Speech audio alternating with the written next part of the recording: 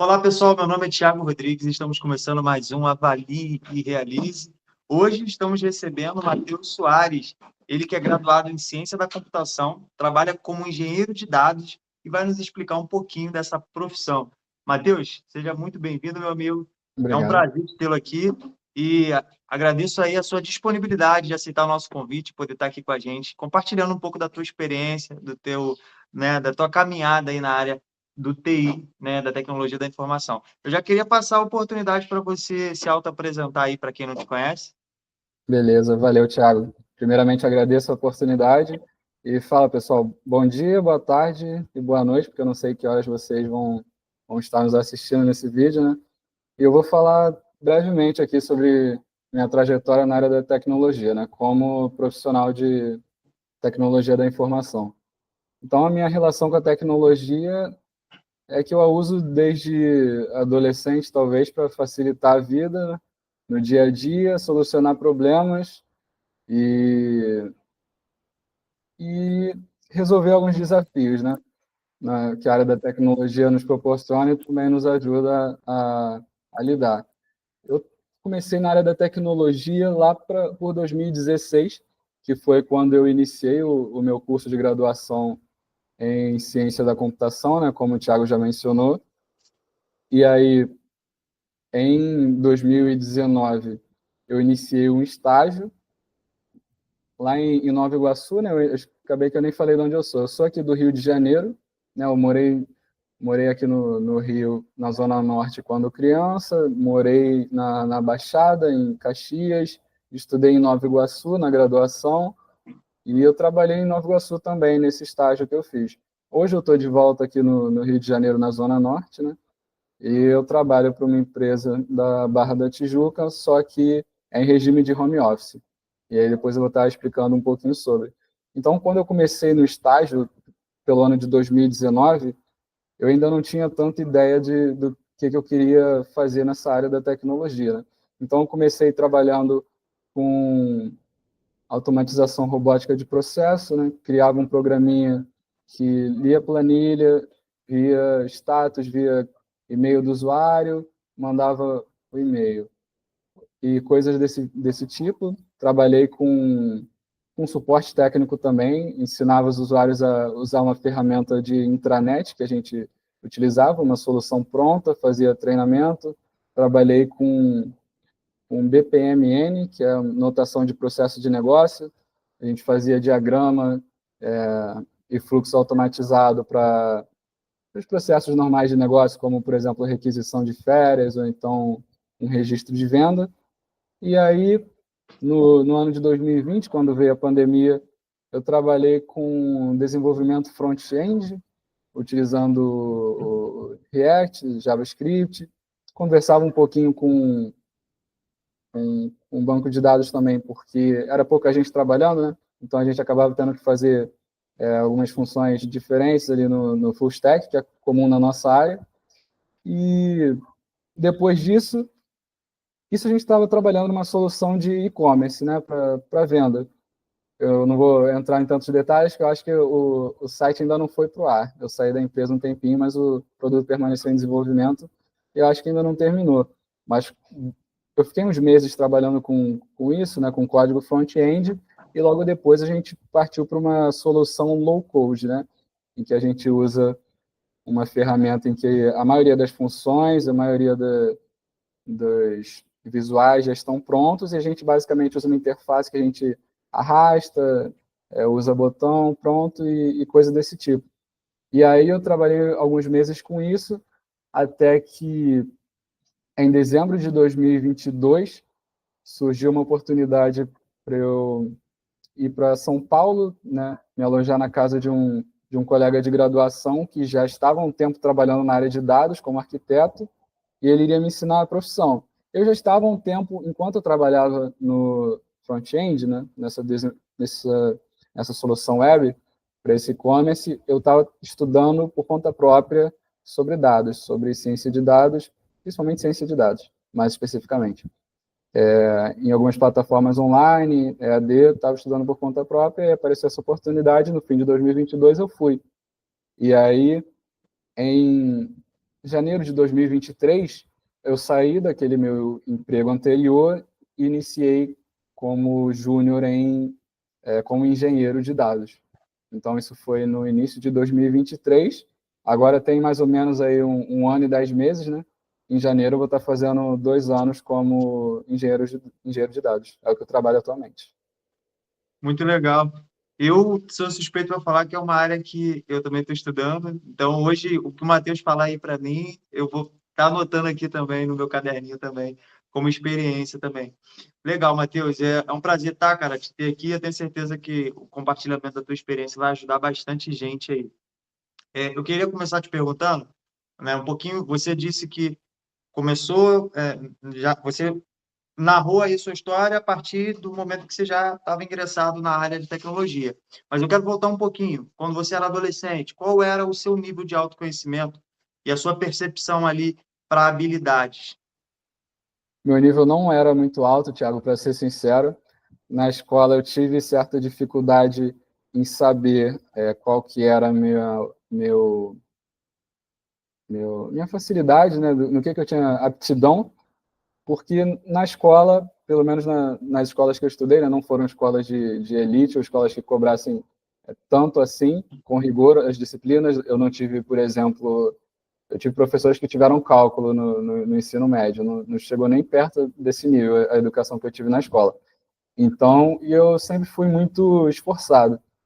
Então, eu não percebia tanta diferença na dificuldade que eu tinha para ciências humanas e para ciências exatas, para biologia, entendeu? Entre português e matemática.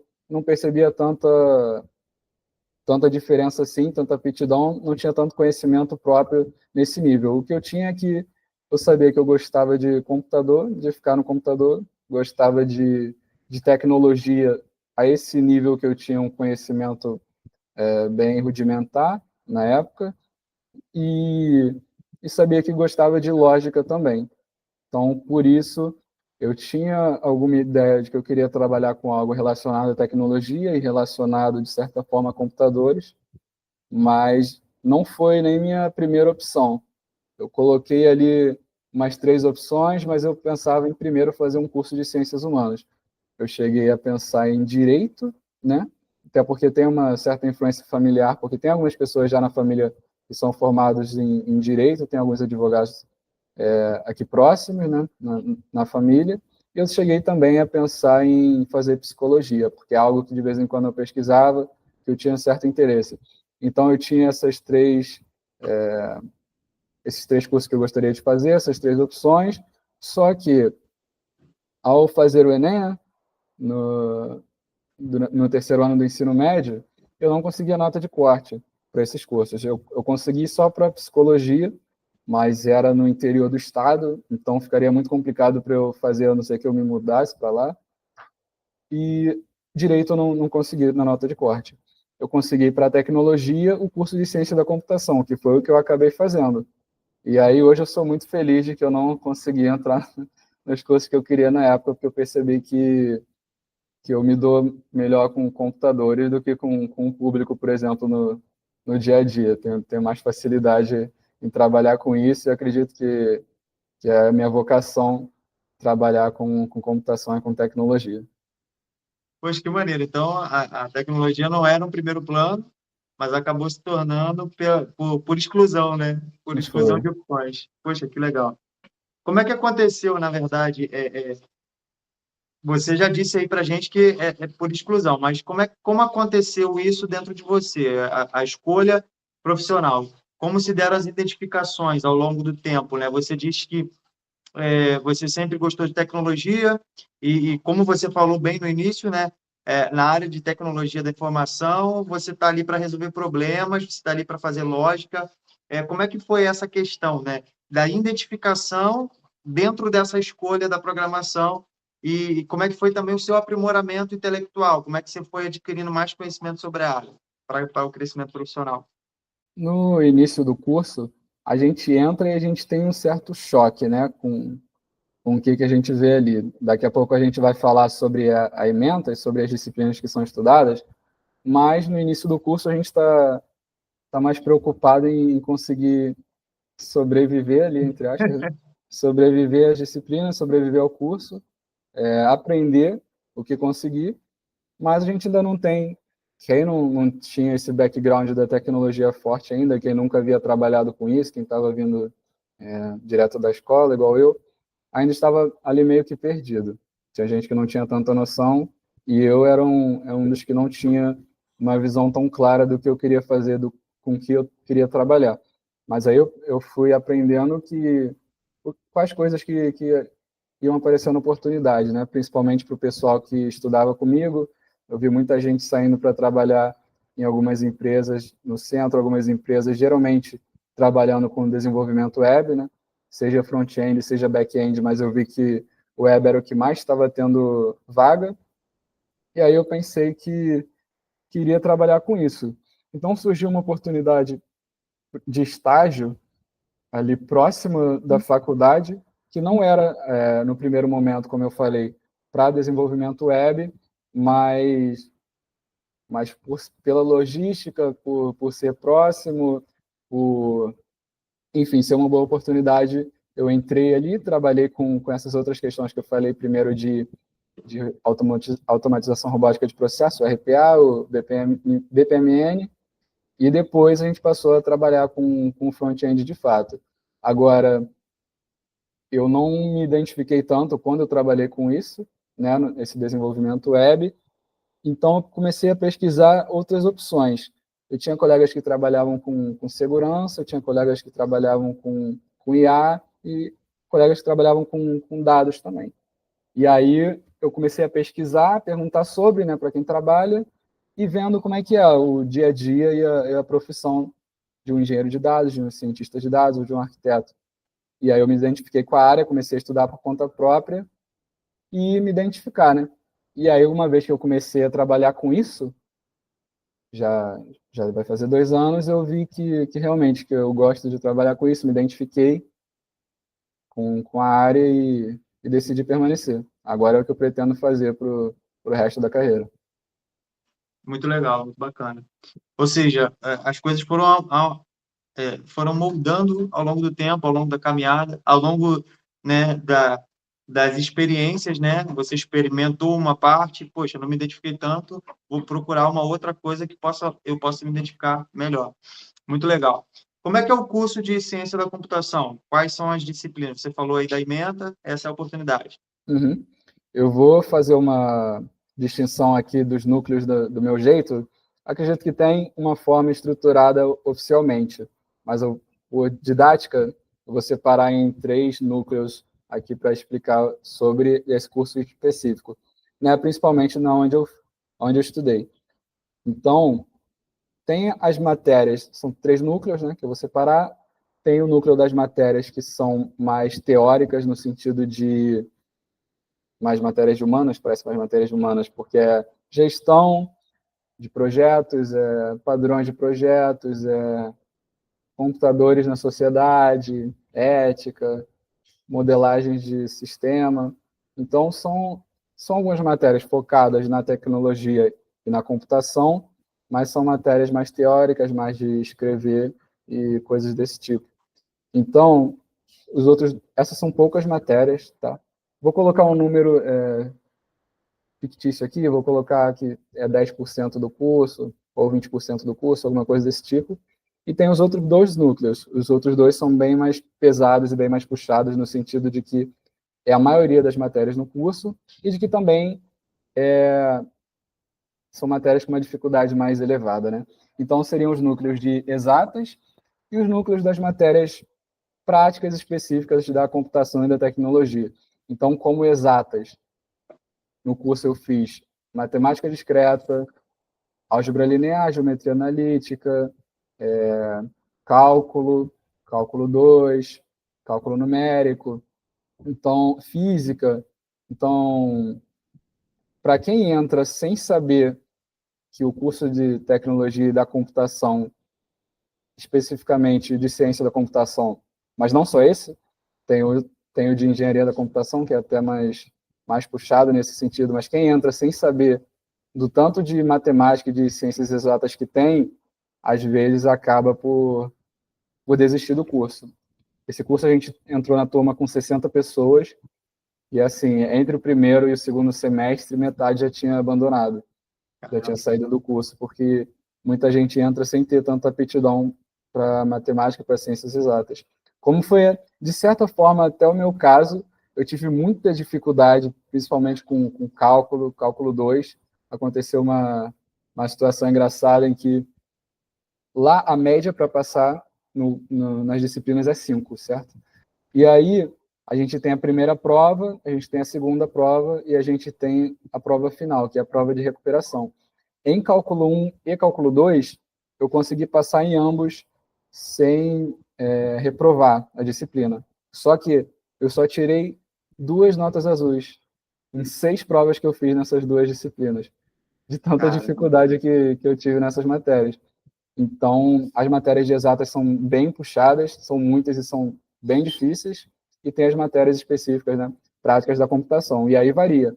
Entre essas tem estruturas de dados, tem computação em si, computação 1 e 2, em que a gente aprendeu, em computação 1, o paradigma da linguagem imperativa, né, a gente usou C, e aí em computação 2 a gente aprendeu o paradigma da orientação ao objeto, a gente usou Java, e aí tem estruturas de dados, e tem algumas matérias que elas conversam ali entre os dois núcleos, né? Algumas matérias de exatas, mas também de computação, como é o caso, por exemplo, do cálculo aplicado à computação ou da álgebra linear computacional.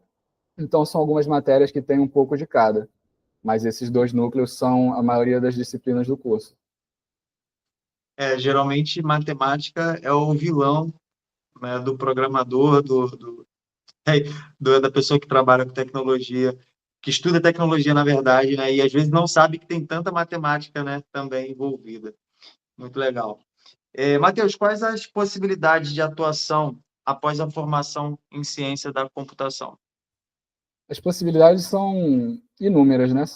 Na área da tecnologia, são quase todas, porque é um curso que eu vou dizer que, de certa forma, te prepara para tudo e não te prepara para nada. Te prepara para tudo porque ele é como se fosse uma base, ele é geral, ele é como se fosse a pedra angular, a sua fundação que você vai ter na área da tecnologia, em que você vai aprender um pouco de tudo e você vai aprender a fundo algumas questões, como eu falei, computacionais, questões da ciência da computação em si, questões de exatas, vai aprender de arquiteturas de computadores, de estruturas de dados a um nível bem baixo. Quando eu digo nível baixo, para quem não é da área da tecnologia, eu quero dizer que é um nível específico, próximo à linguagem do computador, à linguagem de máquina, não é só algo por cima, né? Não é algo só abstraído.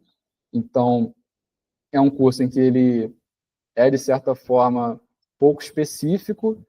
Nesse sentido, ele te prepara para tudo, mas ele não vai tão a fundo em outras questões. Por exemplo, há cursos em que te formam para ser um cientista de dados, há cursos que te formam para ser um desenvolvedor de software, mas você, terminando esse curso, você pode fazer uma pós-graduação ou fazer cursos específicos, né, que não sejam graduações, para você aprender, por exemplo, tal linguagem ou então tal profissão, mas você pode trabalhar como desenvolvedor de software, né? Você pode trabalhar desenvolvendo para front-end ou para back-end, desenvolvendo um aplicativo, pode trabalhar empreendendo em soluções novas. Você pensa num aplicativo que você quer desenvolver para Android, que você acha que muita gente vai usar, você pode trabalhar com isso, você pode trabalhar com jogos digitais, fazendo aí jogos tanto para mobile, né, para celular, quanto para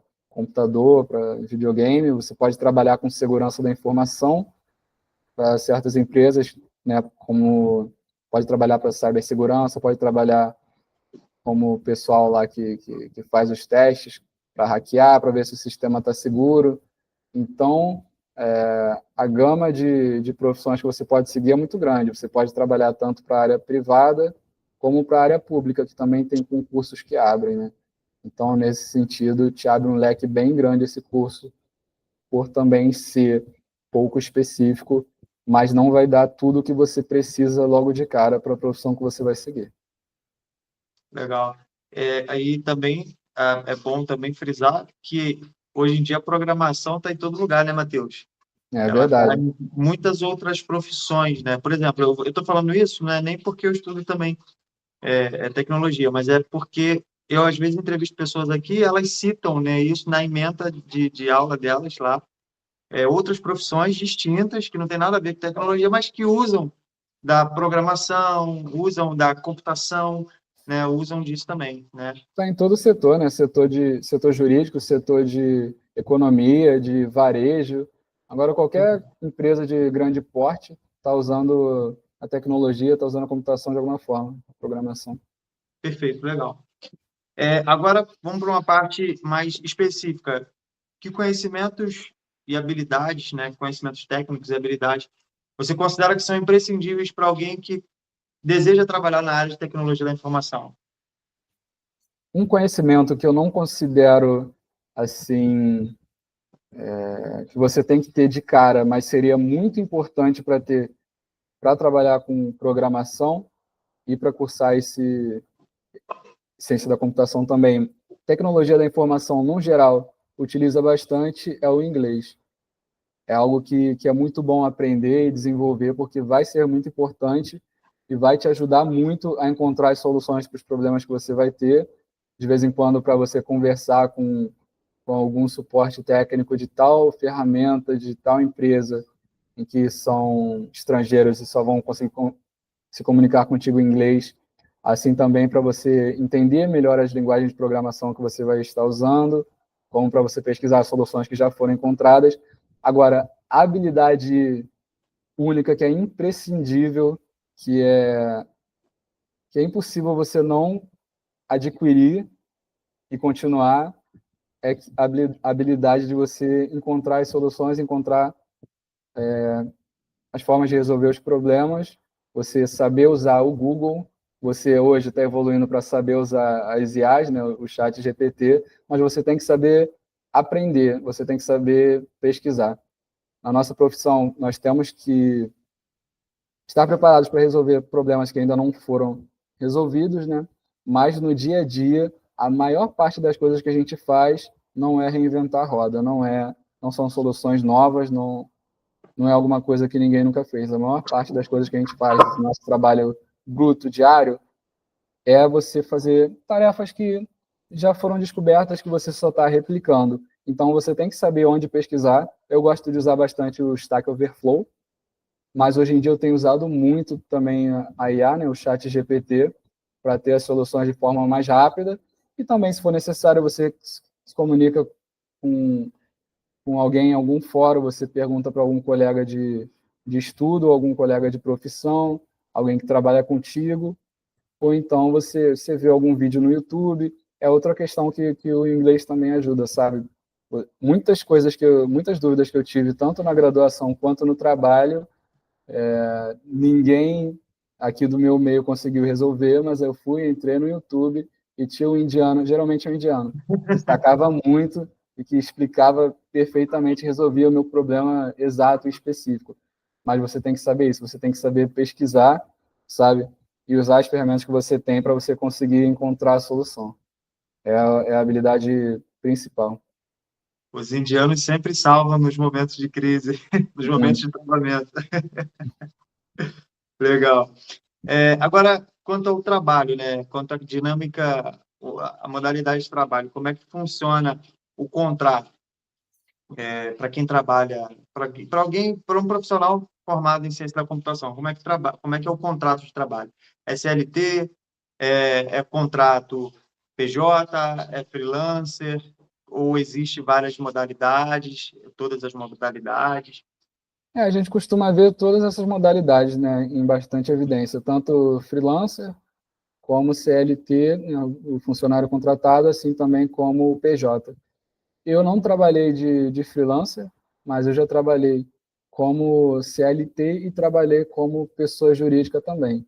Então, hoje em dia, tem muita empresa contratando pessoa jurídica, né, pela questão da facilidade maior para a tributação, assim também como ter que pagar menos imposto para o funcionário, ter uma burocracia menor.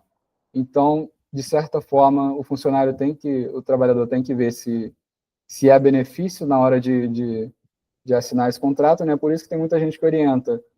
Quem é PJ tem que ter um salário, alguns falam o dobro do que teria se fosse CLT, porque não tem alguns direitos, não tem vale alimentação, transporte, não tem ali algo a receber de FGTS, mas todas essas modalidades são bastante conhecidas. Agora, um problema que a gente tem na nossa área é do vínculo empregatício que não deve haver por funcionário PJ, certo? O funcionário é PJ, mas algumas empresas elas cobram como se o funcionário fosse CLT. Então, a gente já entra também na questão da jornada do trabalho, né?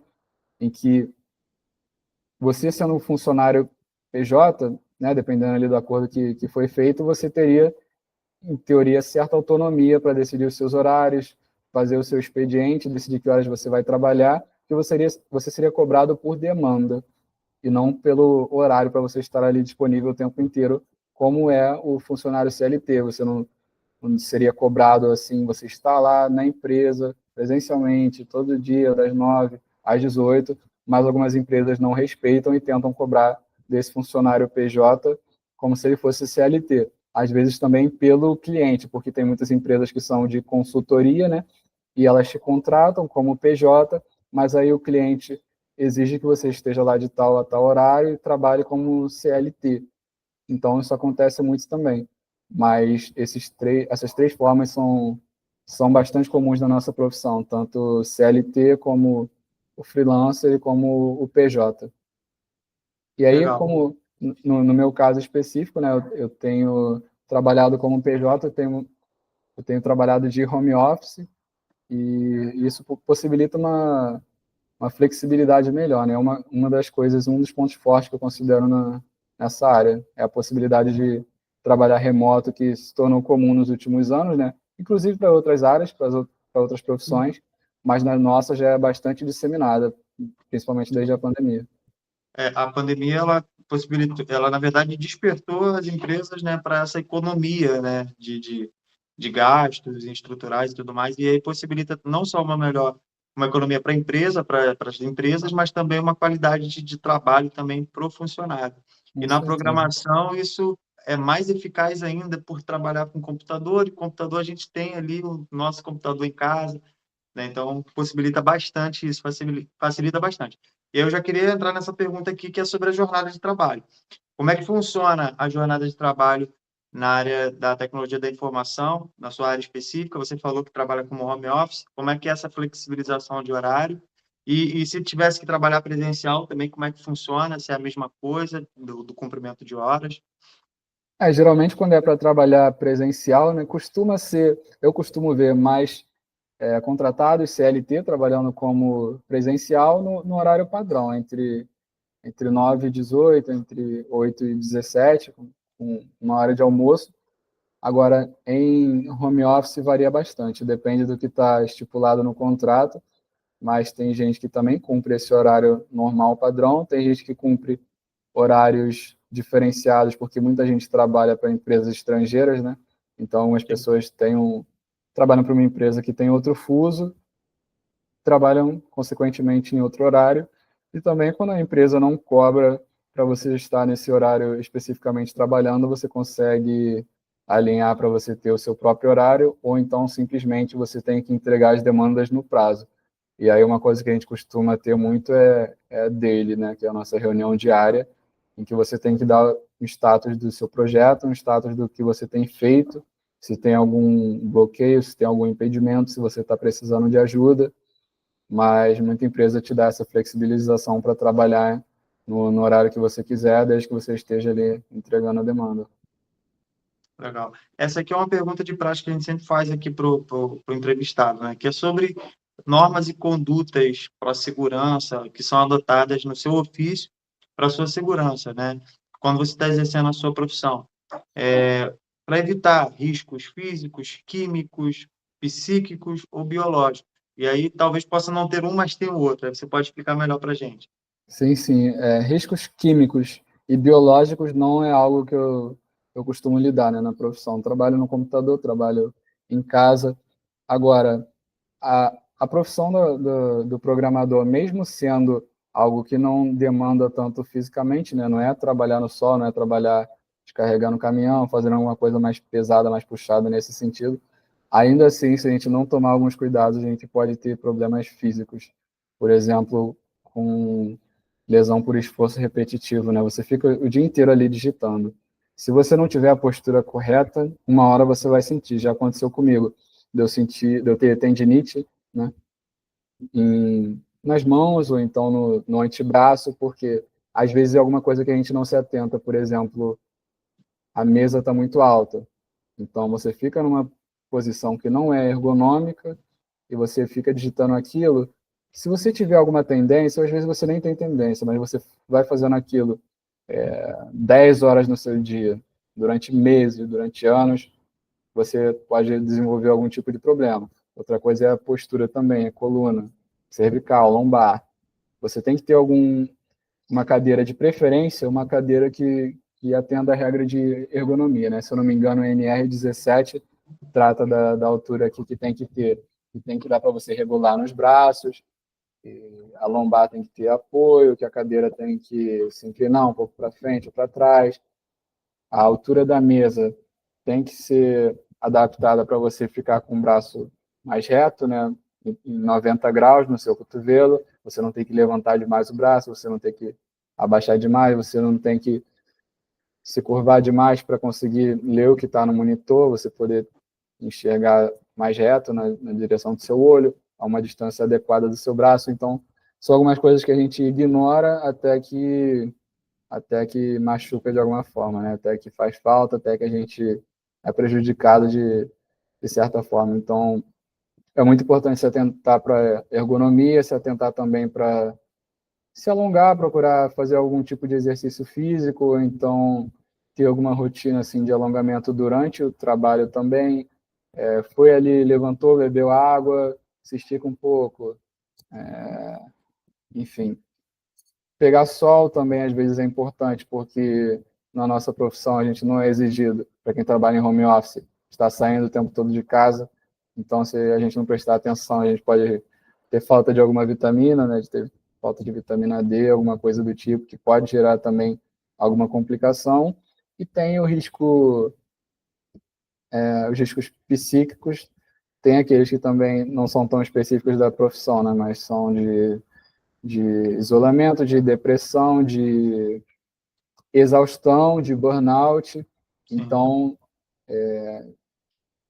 é importante a gente estar sempre tendo atenção, tomando alguns cuidados em relação a esse tipo de questão, estar conversando, estar desabafando, dependendo, fazendo algum tipo de terapia, né? Tem muitas empresas que fornecem serviços nesse sentido, de prevenção ou então também de tratamento dos funcionários para não ter problemas desse tipo, porque também são coisas que, uma vez que a gente tem por exemplo, um burnout, é muito difícil para o funcionário conseguir se recuperar, né? Não sei se foi provado já que tem uma recuperação total, mas apesar de ser uma questão psicológica, não é algo que a gente pode ignorar, porque também afeta a nossa saúde física, né? Também afeta o nosso dia a dia, o nosso trabalho também, o nosso rendimento. Então, é algo que é de interesse tanto das empresas, como também dos funcionários de estar se cuidando nesse sentido. Então, por isso que tem a popularização do Gympass, que tem a popularização desses programas de terapia, de psicólogo, de acesso enfim, esses tipos de tratamento físicos e psíquicos para evitar, para prevenir problemas e para tratar também. Muito interessante você tocar nisso, não é específico para a área, mas estamos sujeitos também por causa da questão que hoje está muito em alta também, né, dessas coisas estarem agravando, excesso de trabalho, pressão de cumprir prazos, isso tudo pode gerar isso tudo que você está falando aí, é importante a gente estar atento. Muito bem falado. Bom, quais conselhos você daria para o jovem que está interessado em começar e a ingressar na área de tecnologia da informação? Seria muito importante o jovem que está interessado em entrar nessa área conversar com alguém que faz parte dela, né? Hoje em dia a gente tem na internet acesso a muitos influenciadores que trabalham em tecnologia da informação, específico na função, na profissão, dentro da área que a gente quer trabalhar. Então, seria muito importante esse jovem, essa pessoa assistir esse tipo de conteúdo, ver se aquele dia a dia é o que ela espera, ver se aquela remuneração é o que ela espera, se aquele currículo faz parte do que ela quer ter e, se possível, conversar com alguém que você conhece, né? Caso você conheça alguém que trabalha com isso, conversa com a pessoa, vê o que ela faz, como é o dia a dia dela, se ela gosta daquilo que ela faz, se ela está conseguindo lidar, se ela está feliz com o emprego, com a valorização, com a remuneração, com o trabalho. E fazer essas pesquisas é muito importante até por causa da educação que a gente vai escolher, o curso que a gente vai fazer. Se a pessoa quer fazer alguma graduação, é bom ela ter em mente qual profissão ela quer seguir antes de ingressar no curso. Se ele quer trabalhar com dados, hoje em dia já existe graduação em ciência de dados, para ser mais específico. Se ele quer seguir a carreira acadêmica, aí ele pode fazer ciência da computação. Se ele quer alguma coisa focada em desenvolvimento de software, já tem curso específico nisso também, em que, por exemplo, no meu caso, se eu estivesse já decidido a trabalhar com web, ou então a trabalhar com dados, ainda ia usar bastante de exatas, mas, enfim, dependendo do que eu fosse escolher, eu poderia cortar um pouco das matérias de exatas que eu tive tanto e tão pesado nesse curso de ciência da computação e fazer um curso que passasse direto para a questão do software, sem tocar tanto nesse tipo de disciplina. Então, procurar sobre a profissão antes e procurar sobre o curso que você deve fazer também. Mas é uma área muito boa, que a gente tem várias possibilidades que algumas outras áreas não permitem, que tem uma facilidade para você trabalhar de casa, que tem uma facilidade para você trabalhar em setores diferenciados, tem sempre muito emprego, né? A área, apesar de ter dado uma esfriada nos últimos anos, em relação a como estava em 2020, em 2025, né, que estava tendo aquele boom, daquele investimento na época da pandemia, apesar de ter esfriado um pouco, ainda é uma área que está muito aquecida, que tem muito emprego, que tem muita oportunidade, que tem oportunidades amplas, que você tem oportunidade também de trabalhar até para o exterior. Então, é algo muito interessante que você deve levar em consideração se você pensa trabalhar com tecnologia, vai fundo, se esforça bastante, porque hoje em dia vai ficando mais difícil, né? Você competir com muita gente que está entrando nessa área, que está interessada, que está empenhada, então você tem que procurar não ficar muito para trás na curva, mas se você é uma pessoa que gosta de aprender, que gosta de trabalhar com novidade, com tecnologia, com coisas novas e, enfim, com IA, com web, com dados, com essas coisas que estão surgindo, tem várias áreas, várias oportunidades para você e é algo que eu aconselho. E hoje a gente está totalmente envolvido com tecnologia, né? Hoje tem tecnologia, a tecnologia das coisas, né? A gente tem tecnologia na cozinha, na sala, no quarto, as inteligências artificiais elas estão dominando nos automóveis. Então, assim, trabalhar com tecnologia, né, Matheus? Eu acho que é um bom investimento porque é o futuro, já é o presente também e só tende a crescer mais e mais. Matheus, eu quero te agradecer, tá? Já te agradecer, a gente já está chegando ao fim. Quero te agradecer pela sua disponibilidade, por ter compartilhado um pouquinho do seu dia a dia, das suas experiências, da sua formação.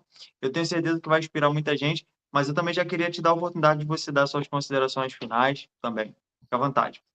Fala, Thiago, eu que agradeço, foi muito bom essa oportunidade de estar aqui, né? Falando um pouco sobre meu dia a dia na profissão, como é que foi a minha formação. Quando a gente fala, a gente também aprende sobre, né? Relembra algumas questões interessantes, reflete.